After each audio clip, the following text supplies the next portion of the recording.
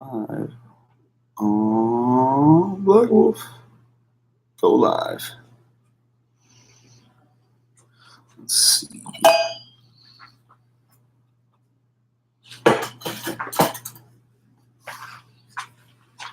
Nope. That'll mess with people.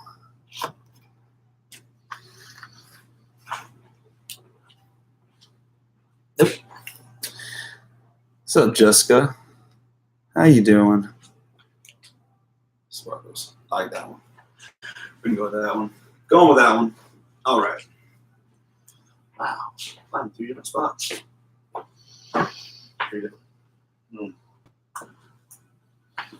Good morning, Internet. Those watching through Facebook, Instagram, YouTube.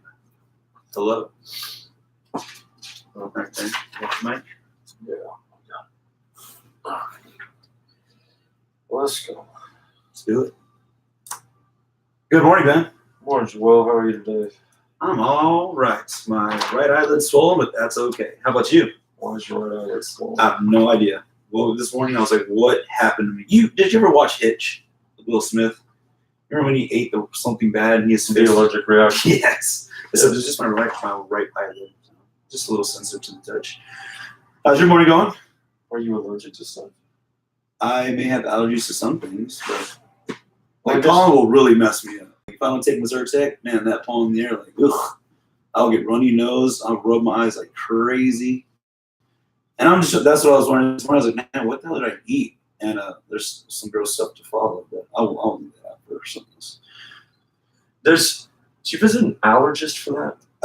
So you could get like is that a doctor? You could do like tests. Is there an allergist doctor, or is it like dermatologist that does allergy tests? Dermatologist will do I forgot what the thing's called. A patch test. Basically, They put like different things all over your back. The pricks? Yeah, okay. That. And there's a food one too, where they'll test your blood and see what like. Have you ever had that done? No, I want to do that one. I want to do that one. Have you looked into having it done? No. You need to. We should. Your goal, 2019, other than to get one of your 3 vehicles fixed. Yes. Is let's kick this allergy thing. Let's kick it. Let's get it done with. No, see we've messed ourselves up, and we're only making it worse with the current nutrition standards of the day. With everything we consume, every following born individual is just gonna have some sort of allergy or something happen. Unless you stop consuming it. Oh yeah, of course, yeah.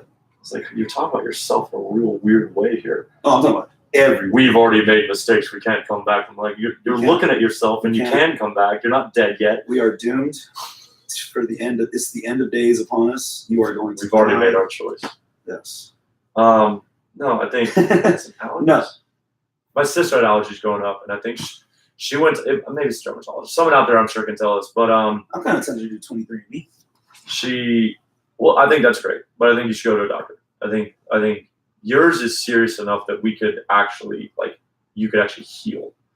It's not just like preference. Like, ew, when I eat gluten, I'm a little lethargic. Like, oh yeah. What if you never had to have any issues again? Solve it. Yeah. When I grew up, man, I had awful acne. Awful. When I was, I think, 8th and 9th grade, I was pizza face, man. Like, awful acne. Can't tell you, Embarrassing acne. I went to the dermatologist, got put on Accutane, and I don't even have to wash my face anymore. Like, it took about 2 years, maybe it was a year. My mom probably know. That's a real serious medication, and it's not being a fan of medication, but let me tell you something. It worked, and that medication has been linked to like suicidal thoughts and mental health issues, which is interesting. They would draw your blood every month to make sure things are all right, but it kicked it.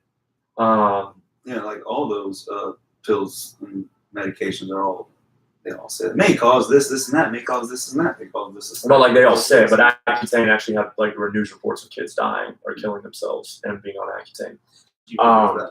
But my point is, instead of just looking up for the next Neutrogena commercial and going, I'll treat my shit with this. I do think there are times where a doctor's really, really worth the visit, because what if you didn't have to deal with it anymore? What if we could get rid of something and we didn't have to deal with it anymore?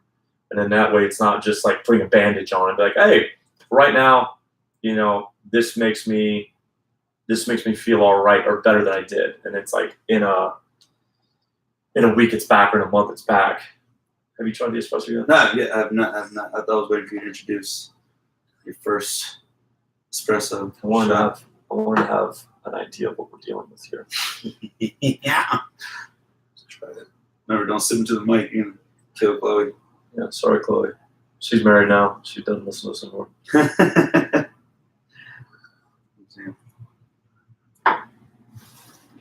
We might need some practice. Yeah. Practice. Some grounds in there. Yeah, I don't. The machine basically had explosive diarrhea this morning. But that shouldn't affect the grounds. Now something happened with like the pressure, like just shot through. Yeah. Finally used the Breville. I would guess Breville. Breville. Where are they going with this? Breville. I mean, like, I'd guess Breville. Breville. Going with Breville. Breville espresso machine. Yeah. Latte maker extraordinaire. Very, very nice device. Yes. So nice. It's the nicest thing in this office. Yeah. Look at it. Like, it just looks really good. Anyways, first espresso shot, it just exploded everywhere. So, I mean, it's going to take some practice. Take a little bit of practice. A little bit of practice. A little getting used to what the right measurements are. But then again, I mean, it's you look like you did everything right. You look like the a damn problem is priest. it's supposed to do it all itself. But that's fine. Well, I'll read. I look. I didn't read anything. I literally just followed the buttons, and I'm sure there's more artistry to it than that. Some man shit. Right? And I mean, we are drinking espresso. Like, it's not like we're not drinking espresso right now. It's just I actually wonder. I don't know that the grounds are in the espresso. I wonder if it was like it's in the it's what got on the glass and then it's sinking. Actually, that looks like it's all grounds. You can move around a little bit, like little beaches, little sandy beaches. We'll learn. We'll get better. They'll get better. But that is our coffee today. This was given to me on Friday by this amazing community, and then they got this bag of Intelligentsia, or is it Intelligentsia? Intelligentsia. Right. Well, right. Is it Spanish? Yes. Intelligentsia? Mm-hmm. Or is it American, like Intelligentsia? No, it'd be Spanish. Definitely not. Nothing else on here is Spanish.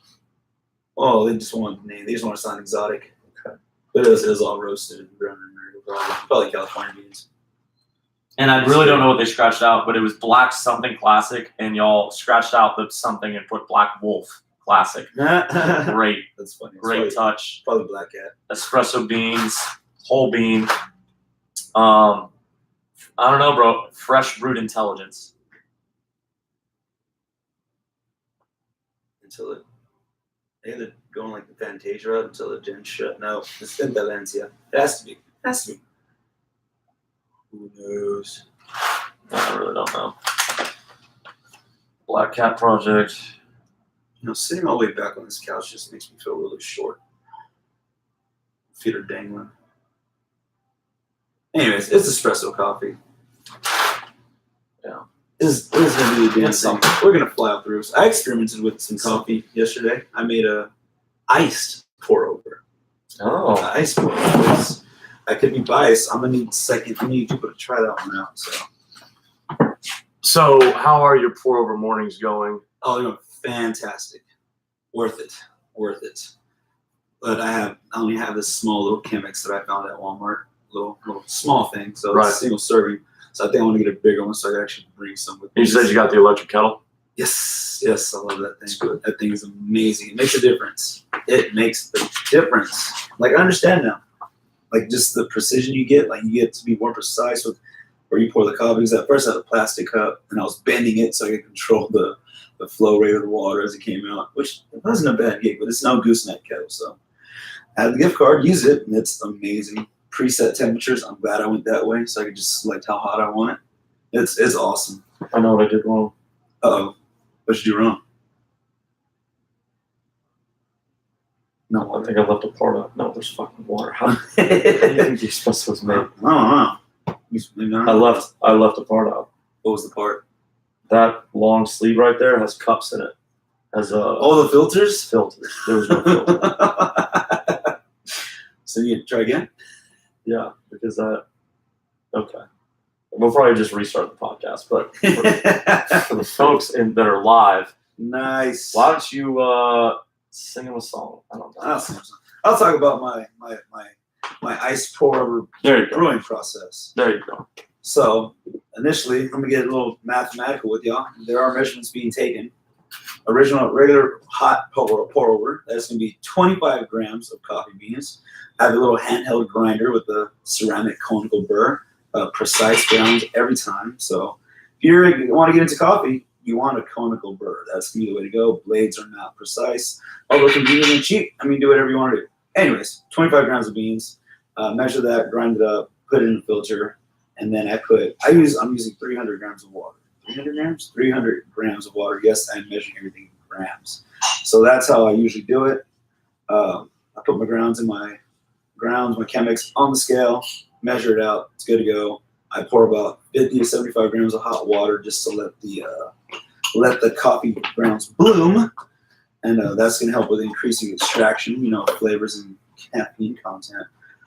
So that happens for about 30 seconds, and then I stick around and I start pouring for like 2 to 3 minutes, which is just slowly pouring in circular motions. And I get my final product. It takes about 45 minutes. Well worth it. Now, when I go to the iced option, things are a little different. I have to put about 5 more grams worth of coffee. So 5 more grams worth. So I'm at 30. I put 100 grams of ice and 200 grams of hot water. That combination, hot water will melt. Hot water should melt the ice. That's what we have. And then I just mix that up at the end. Once I'm done pouring, I let it sit for another minute. Take off my filter, empty it out, and then I just shake it around. Ice is melted. So now I have my ice pour over that I poured into fresh ice. I could be biased, but I tried it twice and I liked it yesterday. So I was bouncing off the walls. It was fantastic. Ooh, look at that. Ben looks like a barista right now. Look at him go. I don't understand what this is. Just twist it a little bit the blade. I don't know. I think that's if you had if you pressed it down and it wasn't all the way at the top. Oh, it went over the top because you want that to be flat. You know what I mean? Yeah, it looks like it just kind of scrapes. Yeah. But then I don't know how to get it out once you scrape it. Huh. Maybe you dump the extra grams. That works. There's a filter down in place. This thing should not go. Hopefully. Crossing our fingers. Anybody in coffee is actually watching, you'd be ashamed. But Maybe. Yeah. Anybody in coffee. Okay. Into making espresso. Even us own a Breville. Get ready for the spray. It's better. It already would have happened. Yeah. Oh, wait. Look at that. Uh-oh. Ben got it. That looks like a legit espresso shot now. You got it. It's fantastic. You gotta show the viewers. I meant the finished product, but that works too. Beautiful. That's the damn espresso shot right there. That really is kind of pretty. That's nice. Okay. All right. Now we get to it. Dribble. Did you use a double wall filter or single wall? Use single wall filter for 2 cups. It says in the little. Look at that. That's pretty. It says in the little thingy that the double wall is for pre-ground. Oh, okay. And the single wall is for fresh ground. And since it has that, that beautiful conical grinder on top, it is fresh ground. It's just perfect. Perfect. So, what makes a coffee bean an espresso bean? I never looked into it. I wondered, and I never really dove into that because I just like regular coffee. I don't make espresso ever. I don't have the means to make it, but I'm sure someone knows. I feel like Janai would know that. Yeah. You You had a funny comment? Jay said $7 espresso shots. Maybe. So, yeah, I don't know. Because I was wondering, Sounds good. I wonder if 1885 has espresso. Oh, I ran out of 1885. Yeah. I got the beans when they came here. So, Well, guess what? He's bringing more this weekend. oh, thank you. I'm getting more. Kenya's the way to go for me. I love the. Ooh, that tastes different. I love Ethiopia or Kenya bean. It looks a lot different. So I'd imagine. That's an espresso shot. Oh, damn. That's an espresso shot. Mm-hmm. Okay. She's legit. She's legit. And again, this machine was purchased by the amazing community here. Apparently 170 all shipped in to buy this for me and for us. For you. For me, but let's be real, it's for us. It's for Ben. I mean, maybe you'll get me hooked on espresso. I don't drink espresso. And this first time I've said that out loud in the week because I didn't want to like hurt anybody's feelings. Yeah. But like, it's not because I don't drink espresso. Yeah. It's just like that's not what I order when I go. Yeah. But I You can make a nice Americano. Absolutely. And so you can make a latte. No. Well, I mean, you don't got it, but there's a possibility. That's true. You have the option to make a latte. You have options here. Well, you know, I had. Does it have a regular coffee making brewing process? Mm-hmm. It's like espresso only. It's espresso only. Which is fine, which is great. You know, so Starbucks rolled out their blonde espresso, and so they're pushing like the blonde Americano. Okay. And so I've that's good. 2 or 3 times this week I've gotten the blonde iced Americano, and it's so smooth. It's blonde. So you can buy their blonde. Well, that's probably what we're gonna do. Yeah. You know, I was thinking that this is really good. I was thinking what we should do is now, and from time to time we can still go get our old favorite at Boomtown, but we should basically try different espresso each Friday. It's a lot of coffee beans. Because that'd be something, yeah, but we'll use it for the week. Sure. I mean, now that we have this, we have to drink it like daily. It's too nice of a machine. You have to use it. You have to caffeinate every day. Well, we already do. That's true. I bet someone just. Oh, that's a huge espresso. That's an explanation right there. And it's Janai. I told you. Thanks, Janai. Always coming through with answers. I thought the main difference between espresso and coffee was primarily how they were prepared, not the type of bean that was used. That would be very interesting. It's got to be something, though, because this is espresso beans. No. But maybe that's how they get you. Yeah, that's a punch. You know, I've never had an espresso shot. Yeah. This is the first for me, too. I usually throw it in my cold brew or throw it in my hot coffee. So, like, is this someone who's, like, on the go? Like, I need a shot of espresso. I'm out of here. Like, do you sip on it like we're sipping on it? Mm-hmm. Oh, okay. You just. So. Yeah, isn't it in Europe? I was walking my dog. Espressos are very common. Espresso is very common in Europe. Coffee's because it's the little mugs. Oh yeah, they do everything's portion control. Tiny little handles. Tiny, like our small fast food is their extra large fast food. I think it's more European influence, and then Americans have adopted as crack cocaine as just the pick me up. Yeah. Not the art of it. Mm-hmm. And then that's where you like it looks pretentious for you to be appreciating espresso, even though it would make way more sense to appreciate espresso. Yeah. So it's power. It's so powerful. It's this small thing. You have to respect it. You can't just pound shots of espresso. It's also beautiful. It's very nice. I mean, the glass as well. Little carafe type style thing. I don't know what you call it. I'm sorry. I'm not a coffee snob yet. I just do some of the things. And I'm in love with 4-over right now. But this is awesome. What do you think, in your opinion, what do you get out of a pour-over that you don't find in a like regular brew or drip or whatever else? I think it's probably the extraction process. I think you're able to get more flavor out of it because it is very flavorful. Like I've noticed, it's just slow flavorful, and I also appreciate it more because I made it. I took the time to make it. Sure. So I'm not just gonna chug it. Like I'm gonna enjoy the scent of it. I'm gonna enjoy the flavor. Sure. And that can be applied to anything. Like when you put some work into whatever it is you're doing, you appreciate it more. Like you have more respect for whatever that thing is, or doing something else that other people do, like that you have no idea. Like I don't know. I'm going off here. Anyways, I appreciate it more. I like it more. Like I could be biased because I'm making it. I definitely have to let you try it. So I'll bring all my things up here one of these days so we can do it, so you can see the process. It's not that bad. And I just set my kettle to heat. I go to the restroom. I take it right in, wash my hands, brush my teeth, do all that good stuff. I come back, water's ready. I do the grounds every night, so it's fresh. And then measure everything out, and then just get going. My mom's like, I don't understand you. You don't got it. It's okay. Yeah, it's not for you to understand, Mom. Yeah. But she's not a coffee drinker. My dad will drink an instant coffee, and my sister, she doesn't drink coffee at all. So a little weird. I'm the only one who drinks all the coffee. That's interesting. Well, I guess it's not interesting because my dad drinks coffee. My mom, I've never seen my mom drink coffee. Yeah. I think my sister does now, but she didn't when we grew up. Mm-hmm. So that's about the same. It's about the same. I don't know why coffee before really the new generations was so masculine. I don't know.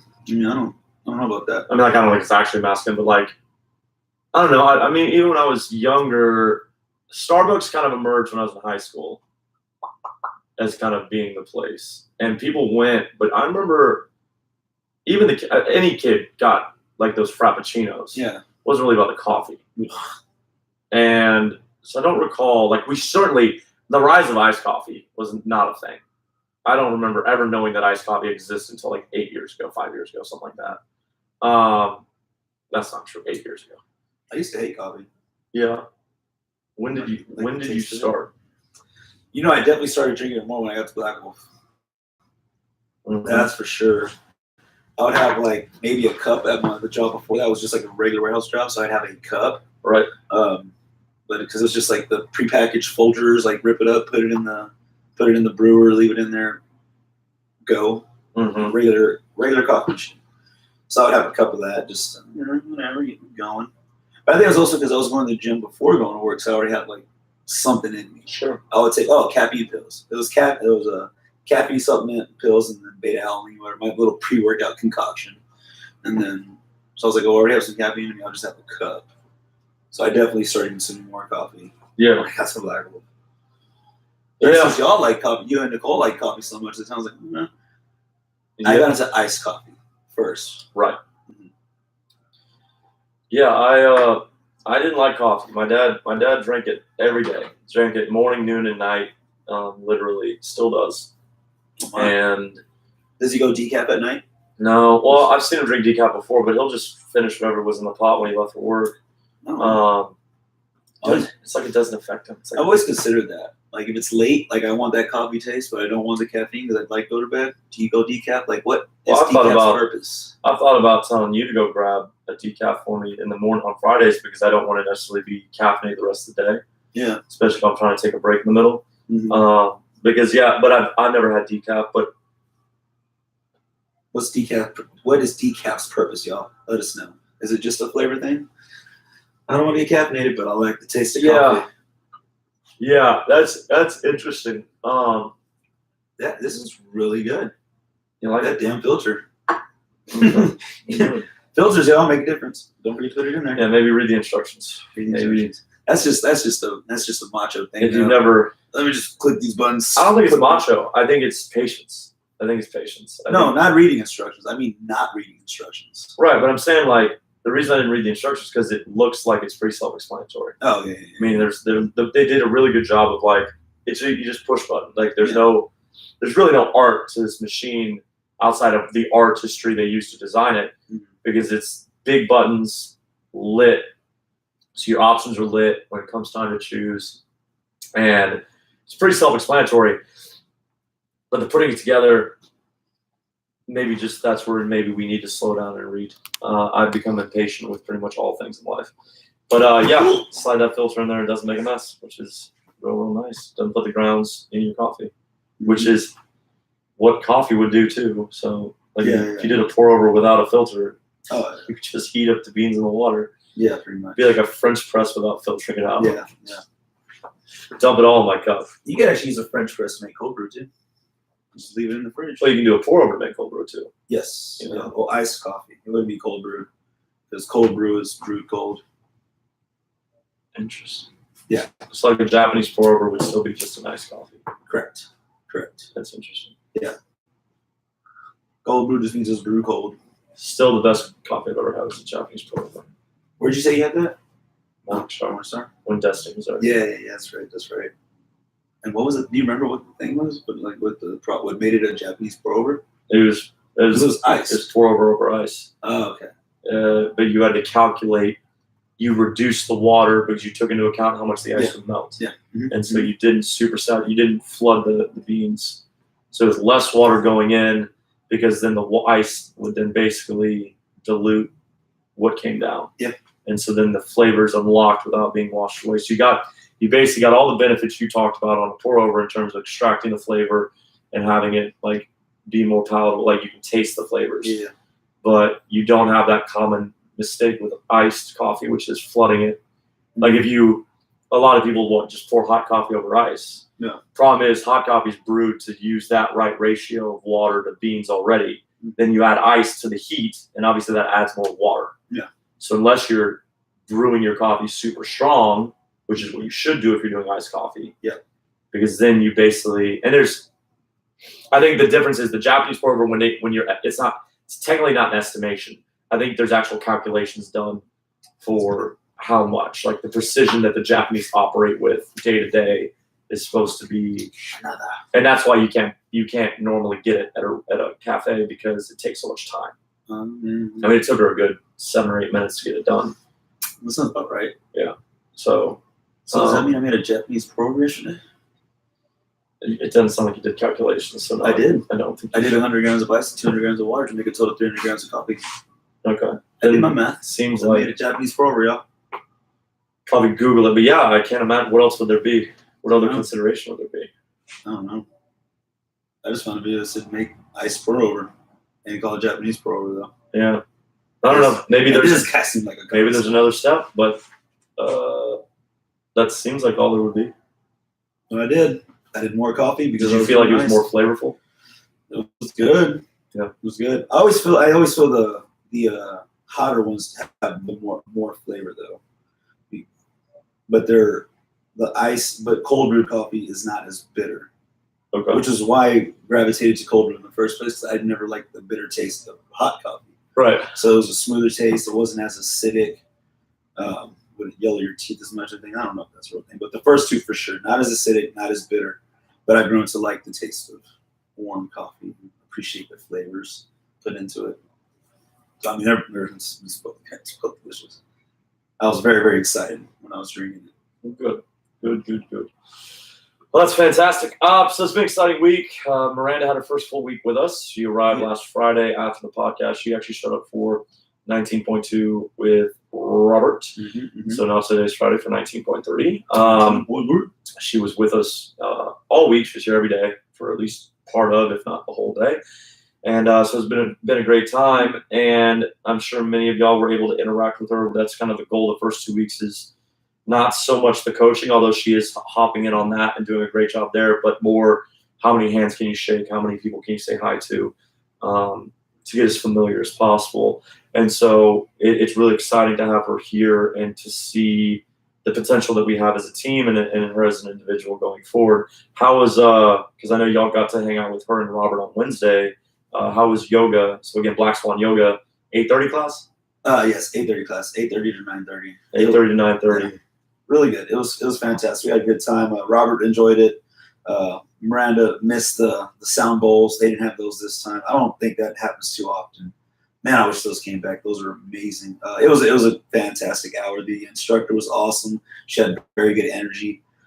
Just keeping the crowd alive. Is this the instructor that has always been there, nope, or that one finally left? Because I kept getting told every week that this instructor's leaving. Like you said that for a month.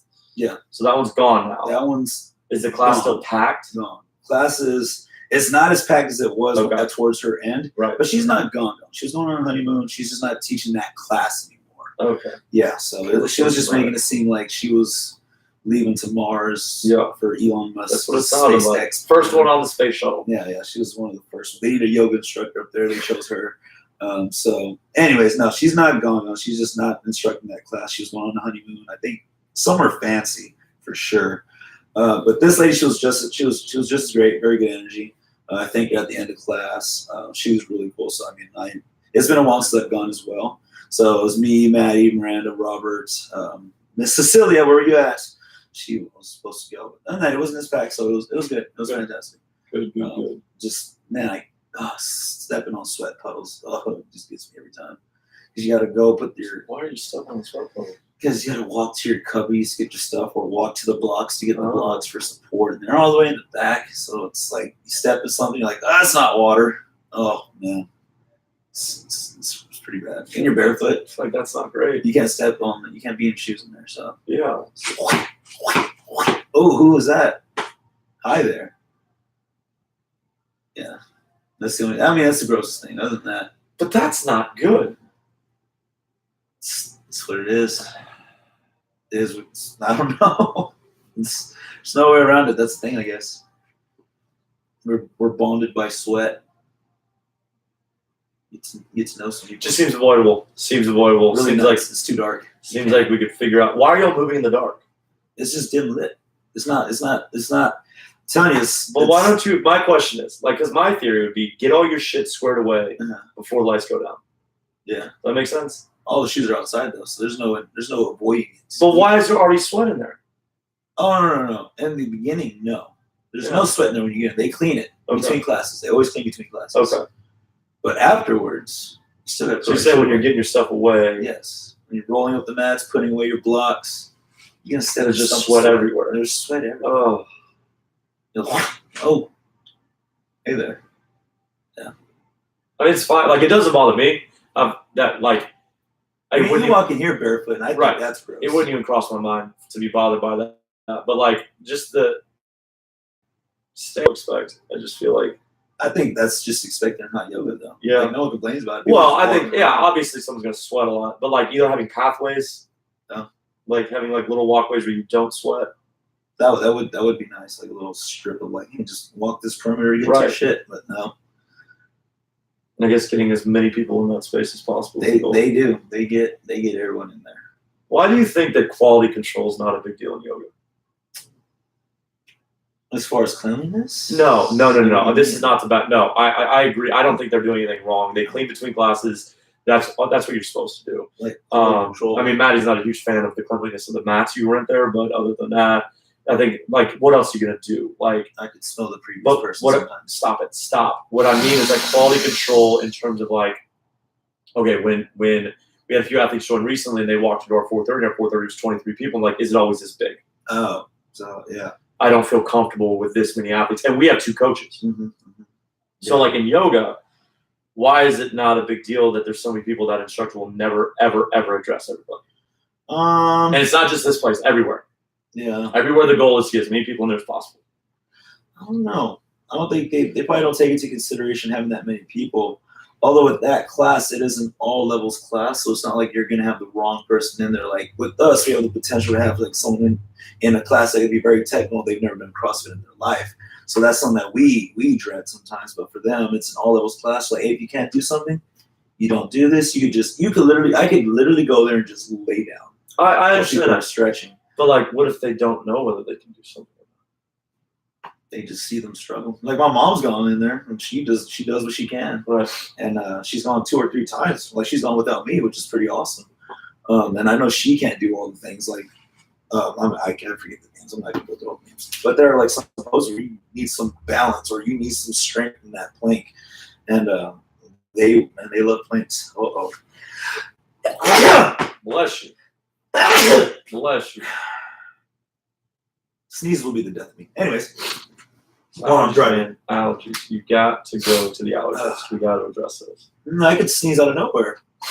Like when I'm driving. Yeah, but that's not out of nowhere. You're sniffling. That's not out of. You got some shit going on. This is just starting up. Like when I got here, this wasn't a thing. So let's throw that out there. I just started sniffling. Anyways, yeah, I don't know. I mean, they definitely have like they will tell you if it's like there's definitely a limit. Yeah. They have a limit. Like it's just not like they're just letting bodies fly in there.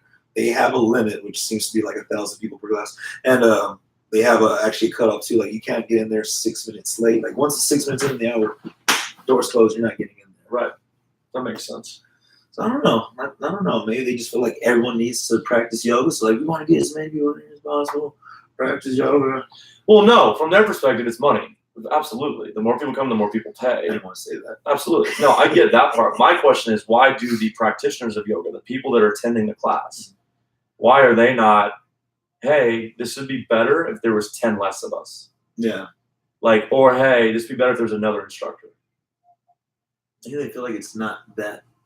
I think that's what it is. I think the opportunity yoga is missed. And I remember talking to I can't remember who it was, but I remember speaking to someone who was into yoga and kind of into like the spiritual side of yoga. Mm-hmm. And they were talking about how yoga studios these days have kind of not bastardized, but like what you do there is not yoga kind of thing. And that might be, I don't know enough about yoga. Yeah, I do. I'm enjoying whatever's happening. I don't know if this is like a weightlifter claiming a CrossFit athlete that snatches not actually snatching kind of thing, where that's just pretentious. Yeah. Or if it's actually, and it seems more logical in yoga where, you know, if you're going to, you know, go to India and find a guru and train under him or her, then obviously the spiritual side of it is really the sole focus. And the poses are a part of the path and the journey. Mm-hmm. Well, when I go into a studio, that's not a part of it.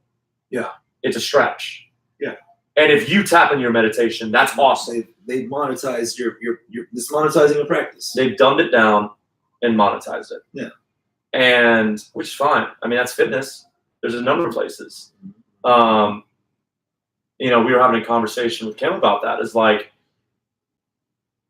people have bad experience with barbell and then they never want to touch a barbell. So the easy way to monetize, that's why you're seeing so many CrossFit gyms go turn into boot camps. Yeah. Because it's easy to monetize kettlebells over barbells. Yeah.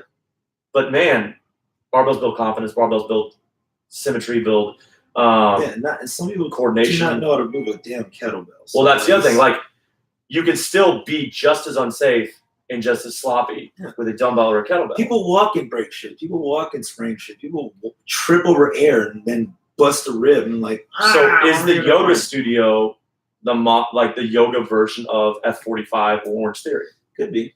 I mean, like you're getting all those bodies in there. Like people can get better. Yeah. You can go to Orange Theory and get better. Yeah. But you have to be self-motivated. It's not because of the coach. It's not because of the program. It's because you push. Yeah. Because they'll also be okay with you not pushing. Yeah. And I'm not saying that they don't cheer you on, but I'm just saying like they're not going to tap it like, hey, Joel, I know what you're capable of. Yeah. You see that number? You're not doing that. You need to get up. Yeah. You know, the way that we have to do that here, we get to do that here. Yeah. And yoga, it's the same. And again, maybe there's nothing wrong with it. Because you know what I need to do? I need to stretch. Yeah. It feels so good. Right. And that hot yoga especially. Yeah. That's awesome. Relax, you sweat it all out. I believe in that sweating toxins out type stuff. But like, what's the difference between mobility and yoga? Like, what's the difference between Ramon and yoga? So, well, I mean, it's poses. It is definitely poses. It's a lot more fast paced. Like in Ramon, you're definitely stuck in a spot for a while. Whereas so like in studio yoga, oftentimes they're doing what they call power flow. Yeah, I suppose. And so it's pose to pose, not pretty quick transitions. Yes. Breathing. Yeah. But it's not quick. Like I've seen quick. I'm like, wow, it's really fast. And like, sometimes I'll even be like, oh, well, it's almost like a routine. Yeah, yeah. And it's in and it's out and it's back and it's in and it's out and it's back. And the breathing too, like it's a lot of focusing on breathing. Like sometimes Ron will be like, all right, now let's do 8 seconds, 10 seconds in. And here it's breathe in, you breathe out. Right now you're on breathe in. Right now you're on the exhale. Right now you're in the inhale. So you breathe in. Okay, on your next breath, you go into this. So there's that element of not knowing what's next.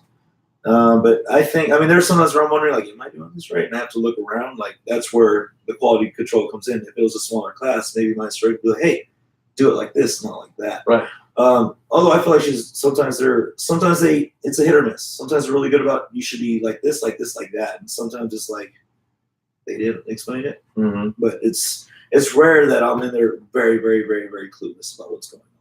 Yeah, then again, I'm different. You're incredibly kinesthetically aware. You know how to move your body. Yes, you know body parts. You know what things feel like. You know when things feel weird. It's kind of like being you could go do any sort of fitness regimen and be like, that's not right. Yeah. Like you do anything and be like, okay, this probably doesn't need to feel this way. Yeah. Even if it's completely foreign to you. No, it's interesting to me that. But for me to question if I'm doing it right, like you said, for those that aren't kinesthetically aware, Right. they're either doing it wrong and questioning it, or doing it wrong and not knowing they're doing it wrong. Right. So, and that's let's look at a simple one. A pose like downward dog. Yeah. There is a right way and many wrong ways. Mm-hmm. Now, but the right way and the many wrong ways don't look that different. Yeah. I mean, they can. Like a wrong way could be like your elbows are bent and your knee taking a knee. Like, okay, sure. But I'm saying like even within, okay, nothing's touching the ground and you're in the general shape. Yeah. Because it matters where you roll your hips. It matters where you apply the pressure. It matters where the feet are placed. And I like how like that's like the recovery. Like downward dog is like the recovery of other stuff. Your shoulders are on fire. You're like, how is this recovery? So it's pretty interesting. It is interesting. I got oiled. It just fascinates me. And let's not pick on yoga. Like all of them. Like spin, we talked about that before. Mm-hmm. You get to shut me in a dark room where you will never address me other than cheering me on. I mean, and I'm going to pay you $30 for the hour. Yeah. That's weird. Yeah. That's weird. A little bit. I mean, I did that one thing at the Platypus Brewery. Right. And that was interesting. Like, just the things they want you to do when you do spin. So, I mean, I guess it makes it exciting if you like riding a bicycle.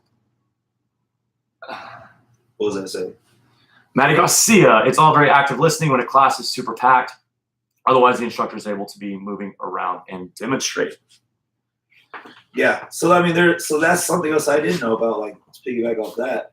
Someone asked, is the instructor doing it with you, or are they just walking around? I was like, I never thought about that, because there are classes where the instructor is doing the yoga with you. Right. And then I guess flow ones, or maybe, I don't know if it's specified what type of class it is. There's instructors that just walk around.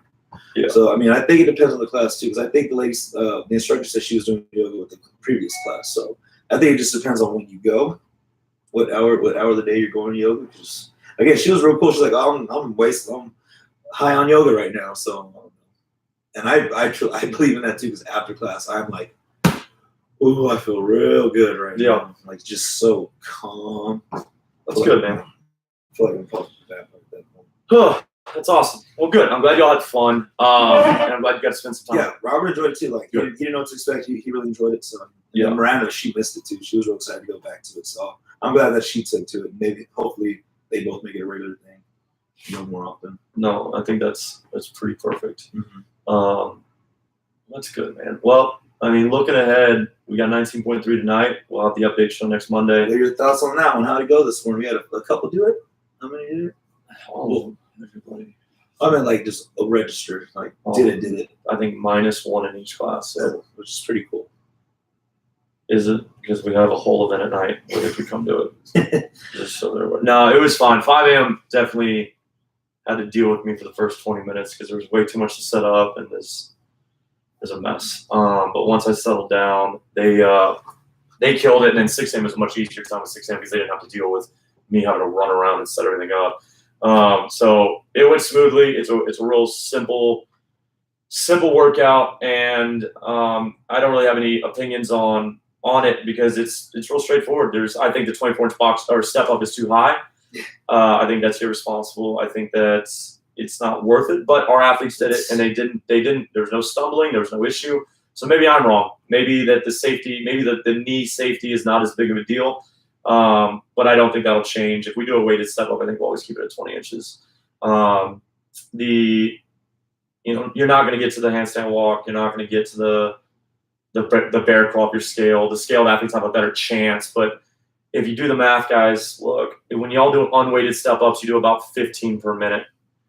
If you add a 25-pound, a 35 or a 50-pound dumbbell, you're not doing 15 per minute. And so best case scenario, you were done in 3 minutes, 3+ minutes. It's going to take you 4 to 5 minutes to get through the step ups, and that's after, at the fastest, 2 minutes on the lunge, but it's probably 3 or 4 minutes on the lunge too. What do you think about how they scaled it? Well, I think it's a fake scale. If we're talking specifically about the handstand, that's when I saw, I was like, this isn't right. What? 5 inches is a big bump. Yeah. It depends what you think about, man, because on one side it's an awful scale because now athletes that have never kicked up to the wall have to kick up to the wall, and then they have no hope of blowing themselves down. Mm-hmm. They definitely don't have a hope of pushing themselves up. Mm-hmm. But if you don't do the 8th place winner deserves a trophy situation, then I would have preferred to see a 3-inch instead of a 5-inch. I think our athletes, what they were given, they did well with, but the amount of arm flexion you had to see in Amy and Cecilia this morning. Yeah. I mean, we were all laughing. I was like, it's just gonna be bing, bing, bing, bing, bing, bing, bing, bing, bing, and that's what it was. They killed it. Mm-hmm. Nobody got to 50. I think 15 is the highest we've seen on the handstand push-ups. Yeah. So I don't know. The weight didn't change, which was interesting to me. Yeah. Weight or box. Like, And the box didn't change, which was interesting to me. Though I now think the position on the lunge did change, and that made sense. Yeah, that was. And that made sense for keeping the weight the same. But I would have rather seen the weight go down, 35-25, overhead lunge, and then maybe the box go down, maybe the box stays the same. But I think the weight should have gone down for the step up. But again, we're splitting hairs here because it still works really well as a workout. It works really well as a workout. This one's going to be easy to facilitate in the big heats tonight. 10-minute rounds, which means we can go every 13 to 15 minutes, which means we're done by 8. So we'll be out of here by 9 tonight, 8:30 really. Keep your fingers crossed. Well, that's what I'm saying, 9. And I think we say 9 because it's cool to hang out. Yeah, they really enjoy it. But I don't see a reason to spread the heats out anymore than 15 minutes. And so I think with 10 per heat, and we could do less. But I mean, that's potentially 40 athletes, and you're going every 15 minutes, 60 minutes. So you're done in an hour, done with the workout, and then all the hang out, eat. Obviously, the boys are bringing the grill back. Apparently, we got quite a bit of food coming, so I'll have another good night tonight with that. Another good Friday night lights. Yeah, so that'll be good. I don't know. I don't know. Do we want to just talk about 19.3? Because I feel like we're going to talk about that Monday. But at the same time, we don't really have anything else coming up. We just got to get through the Open. We got 2 more weeks after this week, so week 4 and week 5, and we'll move on from there. And Miranda hit it on the ball. She said dumbbells, and I believe she mentioned handstand push-ups or something. So did she? Yeah. When you asked us what we thought. Yeah. I was stuck on most ups. Yeah. Well, I mean, she got it. I'd say it's surprising they didn't come up, but it is. To me, I thought they'd come up. Still got 2 more workouts to go. Still got 2 more. Yeah. Have they ever repeated a workout on a different week? So, for instance, yes, but I couldn't tell you. 16, right. Yes, but I can't tell you which one. Okay. Yes, they have repeated. Okay. Just wondering if that's ever been a thing, because I was talking to Zach yesterday. I was like, man, I would really hate to see 17.1 come back. Yeah. And that was the dumbbell snatches and burpee box jump overs and whatever the hell that workout was. Yeah, that was a tough one. That was 2 years ago. Yeah, 2017. Yeah. It's crazy. That's nuts. Time flies. I still remember that night. Just I remember who said Caleb was still an athlete here. Yeah. He did that. I remember that night. Yeah, that was when they did those stupid dumbbells, the dumbbells and toasted bar. You remember that one? And it was a lunge. That was last year. No, was it? Remember, we had to take place because someone broke. We had the lunge down. Yeah. Power cleans. Lunge down, toasted bar. Yeah. I think were the muscle ups in there too. I think that was 17 as well. Yeah. There was a lot of dumbbells that year. Yeah. And last year was only in the first one, right? Yes. The row. Yeah. Clean and jerk or clean and press. Clean and press. Yeah. Toaster bar. Yeah. Dumbbells and toaster bar. They seem to like that. Mm-hmm. Not a bad gig. Really fry up that midline.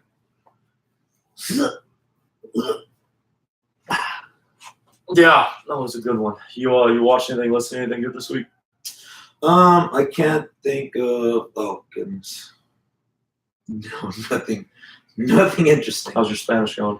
It's getting there. It's getting there. I'm trying to. Anyone who speaks Spanish should talk to me in Spanish as much as you can, because I want to get better. And applying it is going to be the better way to learn it than just listening to it. Because I know I sound like a crazy person because it's in my ear and I'm saying the words as they say it. Right. So I'm over here walking around like, oh no, just like while I'm skateboarding, if I'm on the bus, if I'm driving. So I haven't listened to Joe Rogan podcast in a while, it feels like, because I started listening to that. Oh yeah. And I'll replay episodes, because you can't just listen to an episode and be done with it. Like, you learned it like that. Like, I have to replay episodes. So I mean, I'm enjoying that. I mean, it's cool. It's they even have. I just found out that it's from '07 when I'm listening to. Because I've had them in my shows. You know, in podcasts and iTunes, you can save the shows you listen to. Yeah. And they've been in there it's been in there since I got into podcasts. I'm like, oh, I'm gonna learn Spanish. And never did. Yeah. So now that it's there, I'm listening to it. I just found it's from '07 because we were learning dates and months and stuff. So I was like, oh snap! I'm enjoying it. I'm enjoying it from '07, so that says something. Content is out there. Yeah. Just because it's old doesn't mean it ain't good. So. Other than that, no, I can't think of anything about you. Not off the top of my head. I feel like I did that. Yourself? Listen to anything? Come across anything? The Y Combinator podcast had a few. What's it called? So Y Combinator is an incubator that is in Silicon Valley, Paul Graham. If you ever watch Silicon Valley, I believe the guy that gives Pied Piper their funding first that ends up passing away, and he died in real life. He was modeled after Paul Graham, who was the head of Y Combinator. So they have a podcast where they bring in. So what happens is people apply to become a part of Y Combinator, and then if you do, you go live there and you work on your startup for a certain period of time. They create kind of it's like a fraternity basically, because then they bring in venture capitalists and potential investors. And for these showcases after you worked on this, and then they put it on display, and then you always have that network to go back to. So the Y Combinator podcast is basically all of these people coming back on and doing interviews about their projects and how the startup's gone and how much it's grown. And the one I listened to yesterday was about Zapier, and they're an entirely remote workforce. They have 200 plus members or team members, and none of them work in the same office. And so it's all done on Slack channels. They don't have any internal email. They don't email each other at all. It's all communicated through this other startup called Slack, which is no longer a startup. It's a well-established technology business. And it was just learning about what is Slack? So Slack is basically it's as far as I can tell, it's basically a virtual office, okay. And it creates.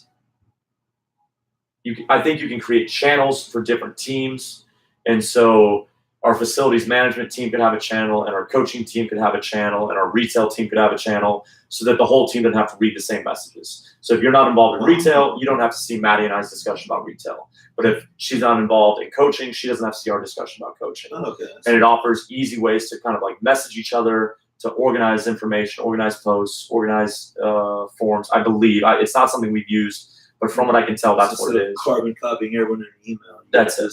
It organizes it better, more searchable, keep track of the threads, stuff like that. So it allows, like, if we had, say we had remote coaching for, like, say we had a nutrition program where we had a coach in California, but they needed to be communicating with us as if they were in the office, we would use it. I want to say it has like virtual phone call technology, maybe video conferencing technology. I think it offers everything you would need to run a virtual office. And so Zapier has 200 plus members, and they're able to do everything and facilitate the experience of these employees. I think that's a comment, through the internet, which is fascinating. And then it's basically email chat style. And Javier knows about Slack. And they were discussing. Take it, Javier. They were discussing the ups and downs because for makers, and we've talked about the maker schedule is different than the employee schedule. And so what I mean by is, like, when you have creatives, if Joelle and I are going to work on something today separately, and we have to sit in the same room, and I feel like we have to have a meeting every hour or something, that never lets Joelle get into the creative process. Because creative process basically requires a warm up, it requires a flow state, and it kind of requires a cool down. And if you get interrupted at any point, it's hard to get back into that flow state. Oh yeah. If you're editing video and I walk in and I'm like, hey man, even if it's legit, hey man, let's talk about mopping. Yeah. Well, now you're not going to edit anymore. At least not as effectively. The idea has stopped. The creative the juice has stopped flowing. And so the maker schedule is different. It's a very real thing. And what they talk about is that's why they don't do email, because they don't want to interrupt each other. And they even say that those that do end up in the same place, like say they work in a co-working space together, you're only allowed to chat for 15 minutes. And if the topic is not resolved in 15 minutes, then you say, we will talk about this on Friday. And what happens is they found that oftentimes people will sleep on it and they realize they don't have to talk about it. So it saves you that wasted time. I keep hearing that's where that came from. Sleep on it. Because you Process it. You have more clarity. Yeah, you process it while you're sleeping. You wake up, you're like, you know what? I think I got it. Look, most of our mistakes are made out of in the moment decisions. Mm-hmm. And if we have that moment to give ourselves like space, suddenly, because what flows over, look, when something bad happens, when I walk in and the gym is soaking wet and nothing is set up, I'm fucked. But if I take 30 minutes and just cruise through and go, all right, I might be fucked, but let's just see what we can do. Oh, wait, I'm not. It's going to work out just fine. Yeah. Everybody's going to move just fine. Nobody's going to slip and fall. The mats can move. Everything can be prepared. And everything's fine. But if you talk to me the moment I see the situation versus 30 minutes later, it's two very different conversations. Yeah. And we have to know that about ourselves. And we have to know that about the people we work for or work with, because if we're pressuring them to react in the moment, that's not fair to them. Yeah. Like, Joel, what are you going to do about this? Well, your answer then versus giving you 15, 20, 30 a day to process is very different and probably a lot more wise later than it is now. And so, yeah, I mean, it's a lot of what they talk about was efficiency and creative process and efficiency and flow state and efficiency. And so really, really fascinating. But yeah, I mean, that'd probably be the most interesting thing I listened to this week. The David Chang podcast has been really fascinating as well. That's that chef that he's been interviewing a lot of people in the industry. And he's one of the Netflix show? Yeah, Ugly Delicious, which I binge watched again last weekend. It's really, really good. They have a new season, or did you? They're about to release the second season. They have not released it yet. And yeah, I mean, I think I don't know that I'd recommend the white combinator. You do have to be into technology, which I'm not. You know, technology is a lot like sports for me. I don't use any of this technology. Like, I hate when I'm on Facebook, hate when I'm on Instagram, but I'm fascinated by how Facebook became Facebook. Yeah. Fascinated by how Instagram became Instagram, how Twitter became Twitter. Side note, Jack Dorsey went back on Joe Rogan. Yeah, he's supposed to go back. Yeah. He already went back? Okay, you missed all this. Oh. Tim Pool. Who's that? Okay. Jack Dorsey went on. Yeah. And then everybody got mad at Joe. Yeah. And then Tim Pool went on, who's basically, from what I can tell, is just a takedown artist from the conservative side. Okay. I don't think he's conservative, but I think he's either a no bullshit guy, like genuinely down the center, no bullshit. Like, hey, the left can't say that about the right if the right can't say that about the left. Okay. And so it's either that or he's conservative and he's just pissed off that the left seems to get away with more than the right does, kind of thing. Yeah. Doesn't matter. Anyways, Joe brought on Jack Dorsey and the woman that's in charge of kind of, from what I could tell, and I'm sorry if I get this wrong, she's the one mainly responsible for who's banned, who's not banned. Okay. And then Tim Pool sat across the table and basically debated them. And like an example would be, I need to see this one. The anti-fascists versus the Proud Boys. Okay. Proud Boys are banned from Twitter. Yeah. And Antifa is not banned from Twitter. Mm-hmm. But Antifa, and before you go, but Antifa is anti-fascist. True. And if that's where it stopped, I think we're fine. Yeah. But Antifa is also who hits people in the head with bike locks. Mm. Yeah, you can't do that. You can't do that. And they're unfortunately, and just like Joe always says, look, you put 100 people in a room, there's at least one idiot.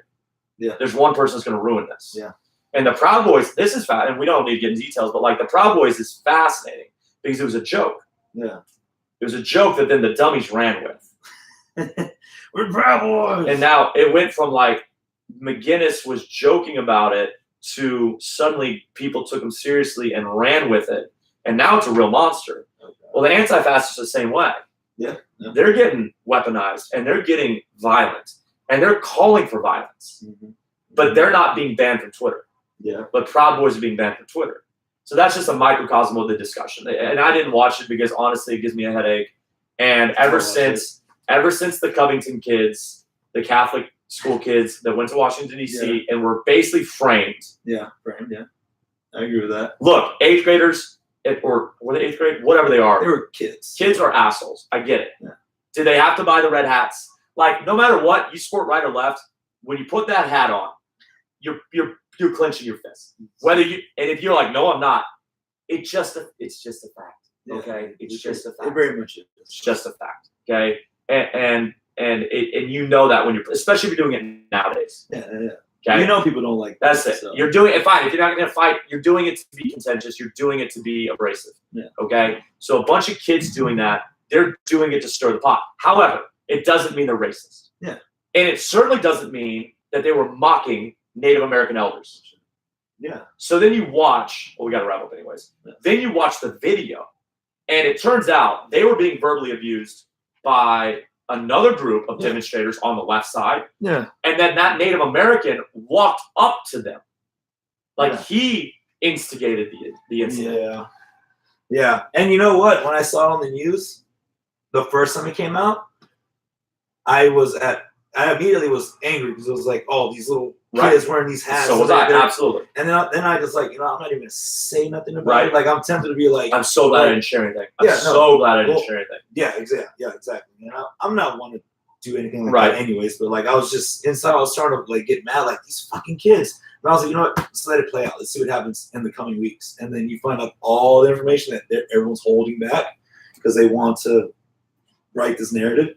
And it's like, oh, okay, well, looks like it wasn't what the news wanted it to be. And that's what the news is, because news is going down, because ratings are going down. So they need regular channel news is like clickbait now. Mm-hmm. Like, they're just putting shit out to get people watching and talking and whatnot. But that's unfortunate. Yeah, Covington, the school, I believe, is suing the Washington Post. Okay. Because they never printed a retraction. Okay. Even when the evidence came out. Good.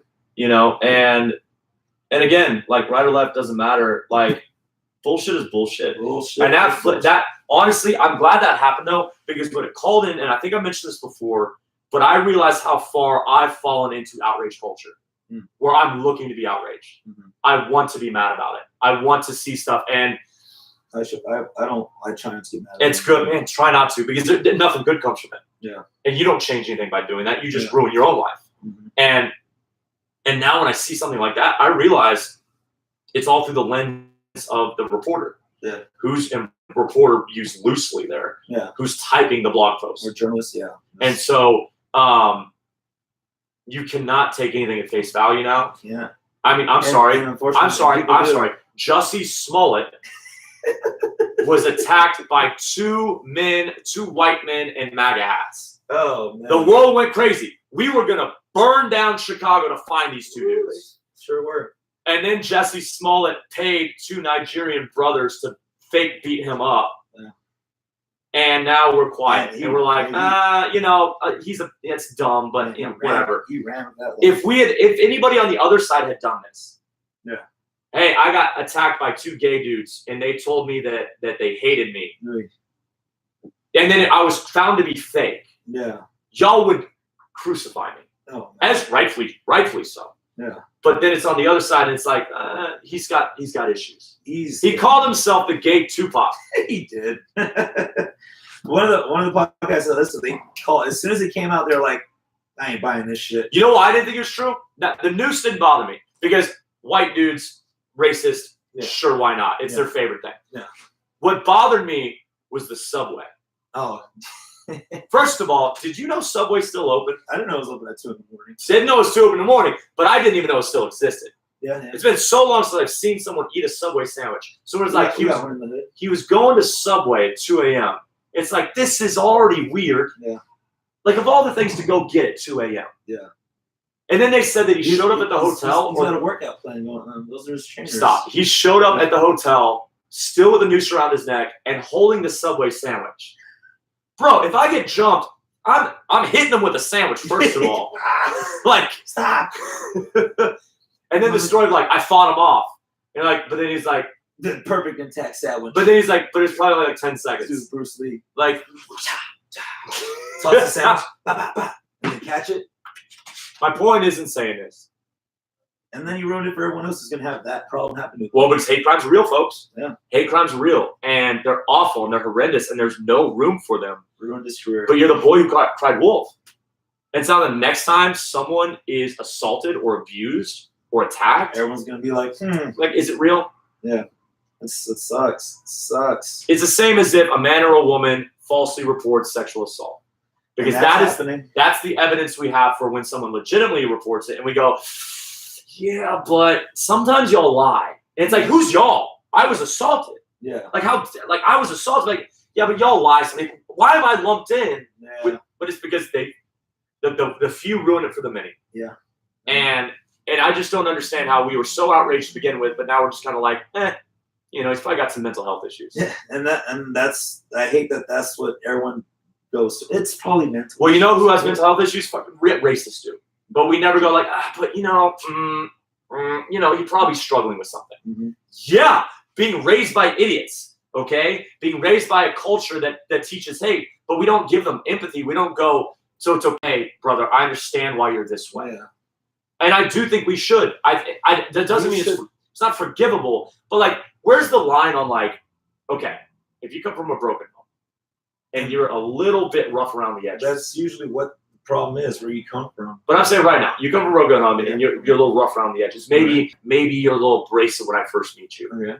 How much do I get to hold that against you versus how much should I be like, yeah, well, based on how your parents raised you, you're doing pretty damn good. Yeah. You know? Yeah.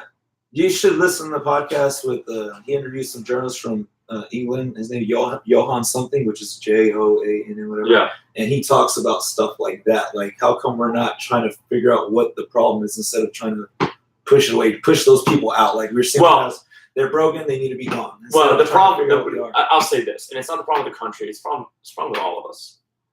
Whether it's local, whether it's national, whether it's worldwide. It's a right or wrong issue. It's not a teaching issue. Yeah, and that's so you're right or you're wrong. Let me explain to you why you're wrong. Let me explain to you how maybe we can make progress here. Yeah. And so then if I tell you every reason you're wrong, or I think you're wrong, how open are you to learning? I don't even want. That's if you're wrong, by the way. I don't even want to tell you anymore. Everything I'm doing is wrong. That's if you're wrong. I won't speak. Because what if I say you're wrong and you're not even wrong? Yeah. Because also, guys, we're allowed to have different viewpoints. Yeah. Now, I'm not racist. Not those viewpoints. But like economic viewpoints. Even on, what's not racist? Like having thoughts on immigration. Yeah. Okay? That's racist. Because if we believe in country, and I would open a debate about whether we should even have borders, meaning countries. Like, what's the point of the country? Yeah, we were founded on foreigners, people from. Why do we still have countries?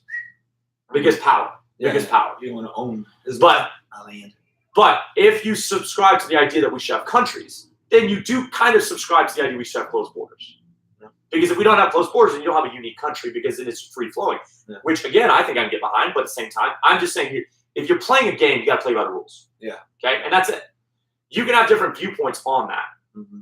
And like what a very legitimate viewpoint is like, look, man, I pay taxes, and my taxes go to these programs that would take in people that don't pay taxes.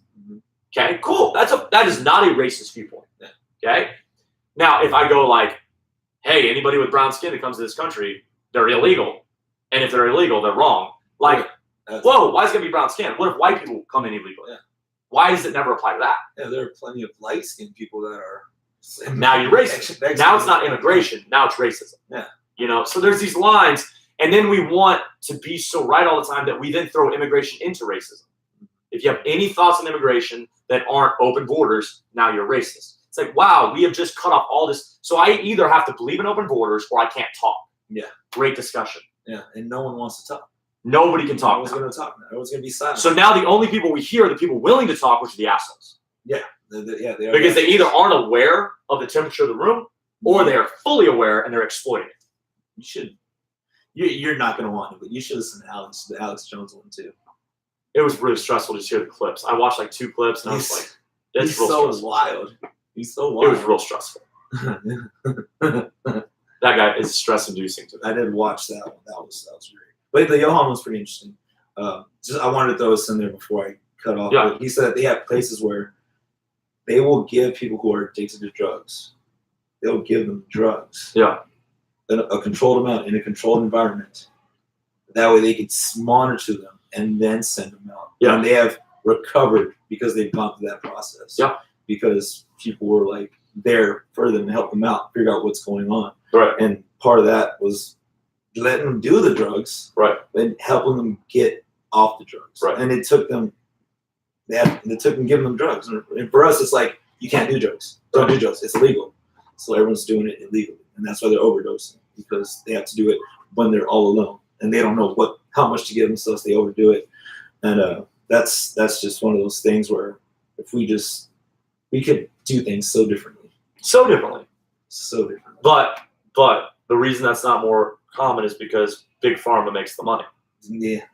It really, I mean, and what's crazy thing is, like, we've now known that for a very long time. Mm-hmm. Mm-hmm. We can say it and just be like, duh. Like, I don't think anybody listening is like shocked. Yeah. Big pharma runs the government, kids. Did you know that? That's not a conspiracy. Like, factually. I saw another report that like 6 Democratic House members that are not for universal health care got paid a combined like $14 million from big pharma. Wow. Or healthcare industry or something like that. Yeah. And we're just like, cool. Why is that not? Why am I outraged by Jussie Smollett, but I'm not outraged by that? Why am I outraged by the Covington kids, but I'm not outraged by that? It's all there to distract us. It's all distractions. That's it. I think it's all distractions. That's it. It's like, hey, we're gonna pump this out. We don't need. We'll leave the big pharma article back here. But hey, check out what happened with Jussie Smollett. Check out what's going on with this person, that person. Hey, did you know that this person cheated on that person? I really think it's changing. I think it's slow. Oh no, it's gonna change. I really think it's With changing. podcasts and YouTube and having like these open platforms to Yeah. just say whatever you want and not have to be filtered by anything Like, else. guys, it doesn't make sense that corporate money should influence the government that dictates your life. Yeah, That doesn't make it sense. should be the other way around. Right or left, Should be it doesn't make The sense. government should be dictating. And they're all corrupt. corporations. Everybody, right and left is corrupt. So quit going to bat for your left people. I have to leave. It's time for class. Well, it's good. We need to wrap up because it's about to get real political. Let's, So, let's not get political. Let's keep it. quit picking sides. Quit picking sides. Okay, we gotta love each other, man. Love It's each one life, and you don't get to the end of the day and go, "I'm so glad I made all those right people feel wrong or all those left people feel wrong." You get to the end of the day and go, "I love the relationships I formed." Okay, so that's what we need to do. I hope y'all have a fabulous weekend. If we see you, when we see you, 19.3 tonight. Love to have you here, whether you're signed up or not. Be some great food from Joel and the crew. Yeah. Work out tomorrow with me, work out Sunday with me, and we'll be back on Monday. Yeah. Back on Monday. All All right, right, y'all. folks. Thanks for tuning in. Peace. Peace. Mic drop. End stream. End.